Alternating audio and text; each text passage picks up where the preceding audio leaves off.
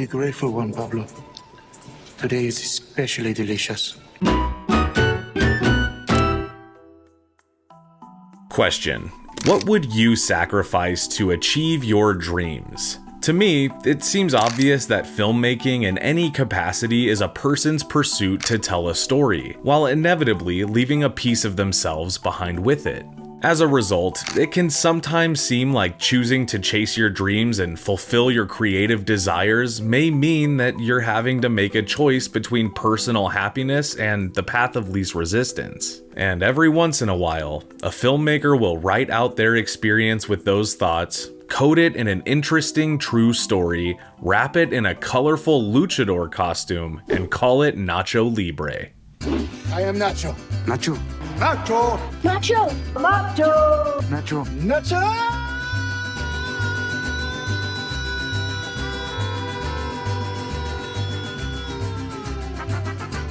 Nacho Libre is the story of Ignacio, a Catholic monk friar who feeds the hungry by day and moonlights as a flamboyant luchador called Nacho Libre by night. The film highlights Nacho's duality between his two life paths that he's equally devoted to and packs in scene-to-scene slapstick comedy, toilet humor, and countless kicks in the ass.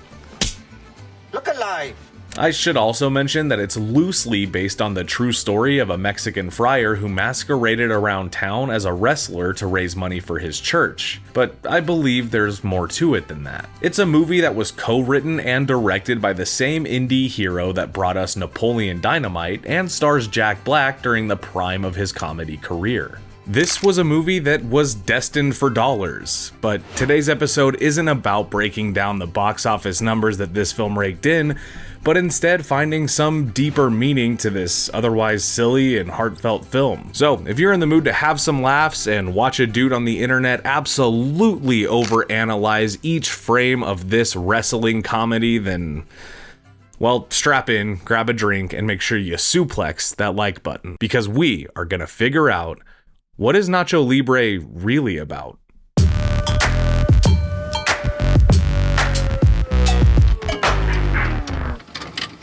Alright, so if you're not familiar with Nacho Libre, here's the rundown.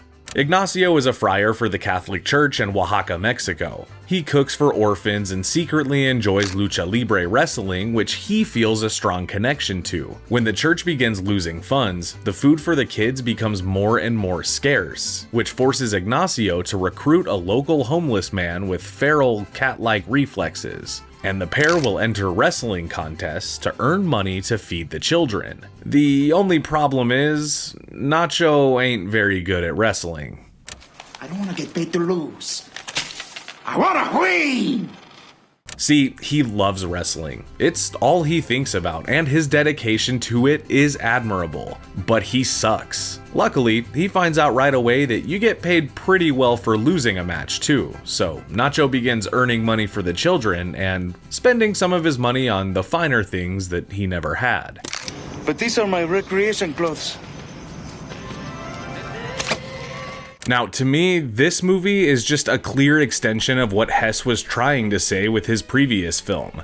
In the Napoleon Dynamite episode of this show, we determined that we think Napoleon Dynamite is about friends and friendship, and specifically staying authentic to who and what you are, so that eventually the right friends will find you.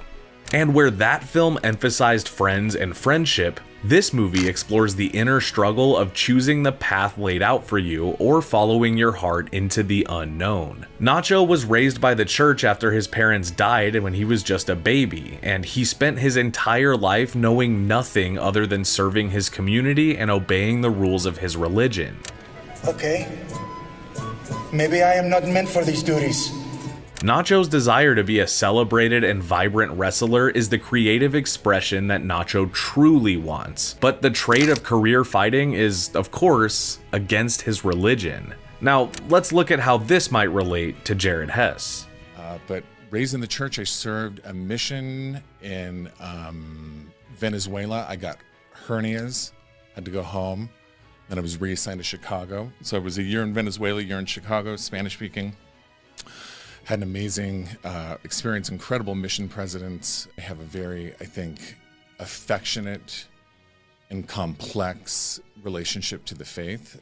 And I guess we could talk about that later.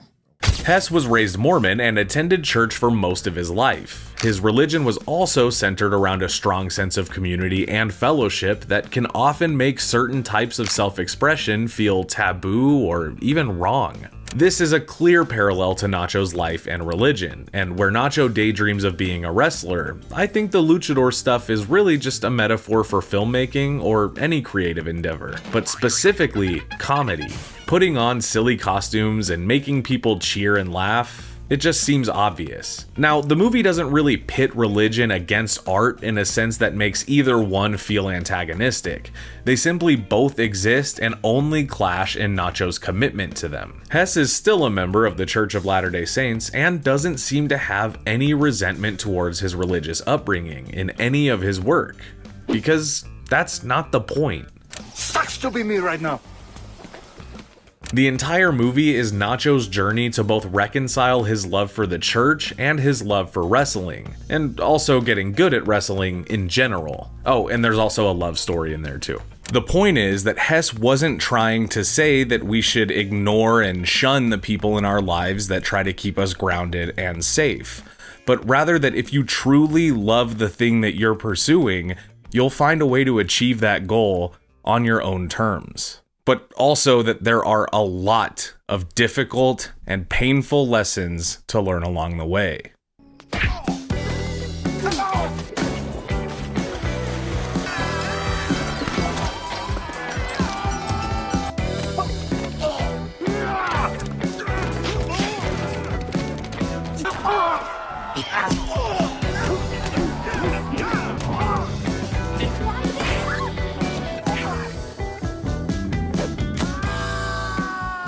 Alright, so what do we have so far? A silly comedy about a luchador who's torn between two life paths that are equally important but for different reasons. He told me the idea of this guy that had two lives.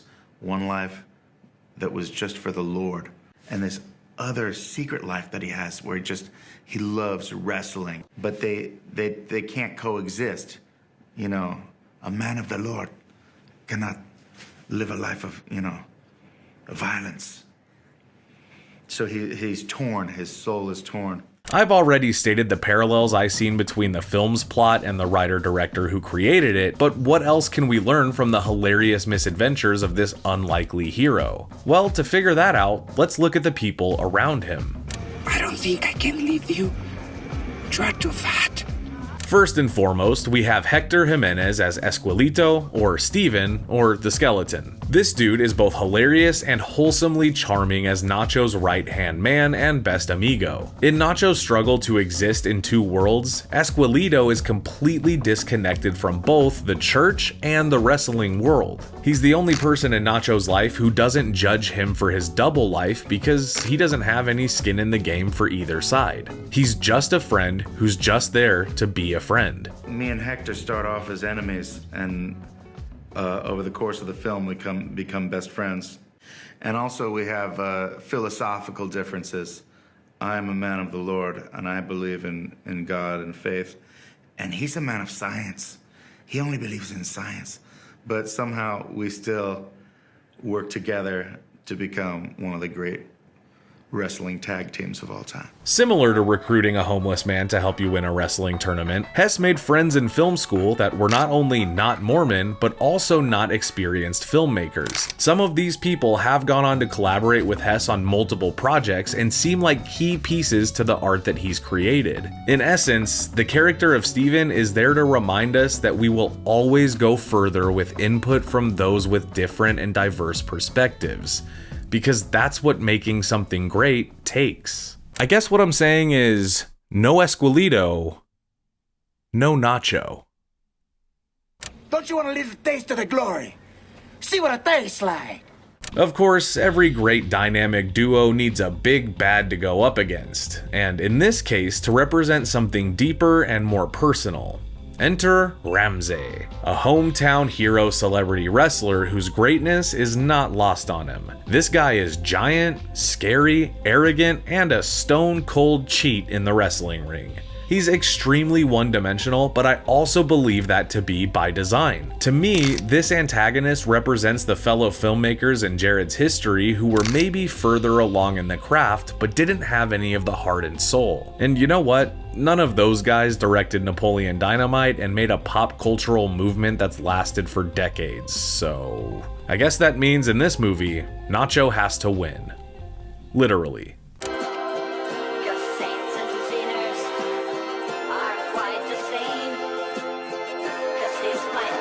Other characters and what they represent may be people like the other monks in Nacho's monastery representing his parents and or family, which may be portrayed as cruel and unwelcoming, but ultimately these guys are harmless and they're really just there to make us root for Nacho.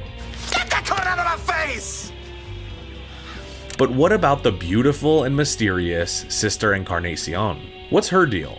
If this truly is a film that parallels Hess's life, I mean, I guess it's his fellow filmmaker and Hess's wife, Jerusha Hess, but their relationship just isn't summed up online where I can further invade the privacy of these two lovers in order to feed my obsession with giving this movie meaning, so I guess I just don't know. Listen, I don't like the way those guys just looked at you. I mentioned earlier that this movie was loosely based on a true story, and while that is true, I think Hess must have related to this particular story for a reason. The real Nacho Libre was a man called Sergio Gutierrez Benitez.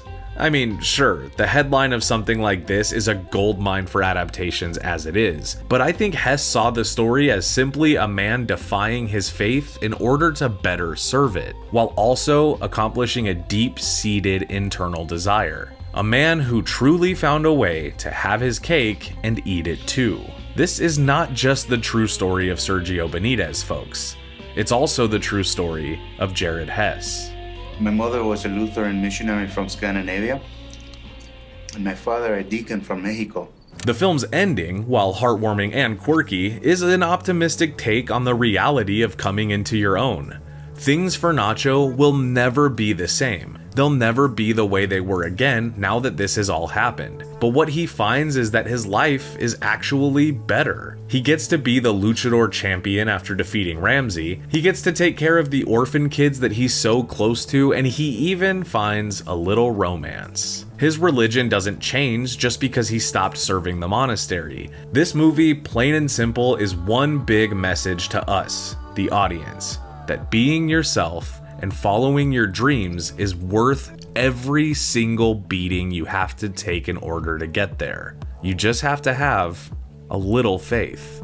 Folks, Nacho Libre truly lives on as a quirky and comedic tale that represents the underdog in all of us. For every fart joke or pratfall that makes you chuckle or roll your eyes, there's honesty, wisdom, and empathy in between each one. Hess also went on to make a movie called The Gentleman Bronco, which tells the story of a little kid who gets his world shaken when he meets one of his heroes who is a greedy and untalented grown-up. I think that that movie has its own message, and it's something that I'm deeply fascinated about. But you tell me, that's I guess a talk for another episode. So if you guys are interested in something like that, do let me know down in the comments. And of course, if you made it this far into the video, you might as well drop a like, make sure you're subscribed, and share this video with a friend who likes this sort of content. With all of that being said, I can honestly say that that is what Nacho Libre is really about.